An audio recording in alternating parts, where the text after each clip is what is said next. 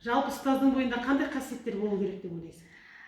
Менің ойымша ең басты ұстаздың бойындағы болатын қасиет ол құштарлық, құмарлық, ісіне деген құштарлық, балаларға білімге деген құштарлық, балаларға үйретуге деген құштарлық болу керек. Ұстаз менің ойымша әрдайым ішкі жігерге, ішкі отқа толы адам болу керек. Өте жақсы, керемет. Малика, мектеп жасындағы балалар еліктегіш келеді, иә, оны өзің де білесің. Енді ол айналасындағы адамдарға, ата-анасына, ұстаздарына еліктейді. Соларға ұқсағысы келіп жатады. Сенің ойыңша, мұғалімнің сыртқы имиджі қандай болу керек?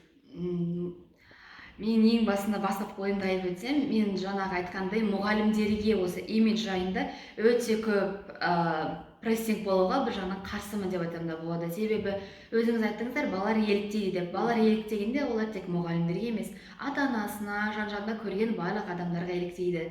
Сол себептен әдеп нормалары, этика нормалары барлығына бірдей болу керек. Бірақ та екінші жағынан неге мұғалімдерге салмақ түсетінін мен де түсінемін. Себебі балалардың ең көп көретін тобы, араласатын тобы мұғалімдер. Бірақ та бағанағы ойымды әлі де сол ойды ұстаймын.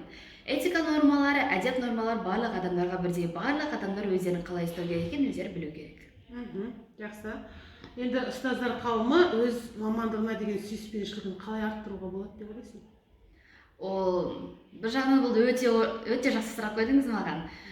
Мен енді жаңадан бастадым, менде құштарлық көп деп айта аламын. Бірақ мысалы біраз уақыттан кейін ол төніп қалуы мүмкін. Себебі адамдар бір нәрсені қайталаудан жалығуы мүмкін. Соған менің университеттегі педагогым айтатын: сен әр тақырыпқа, әр затқа өз көзқарасынан емес, балаңның көзқарасынан қарау керексің деп.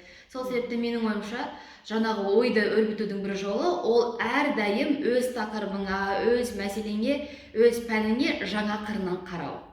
Яғни ұдайы біліміңді шыңдату, жетілдіріп отыру, иә? Ол үшін жаңағы семинар тренингтерге қатысу, өзіңнің курсың бойынша жаңағы қысқа мерзімді курстарға қатысу арқылы жаңағы сүйіспеншілігіңді арттыруға болады, қызығушылығыңды арттыруға болады. Жақсы, Малика, осы сүйіп таңдаған мамандығыңның биік шыңына шығып, тәжірибелі, ұлағатты ұстаз атануыңа тілектеспін. Рахмет.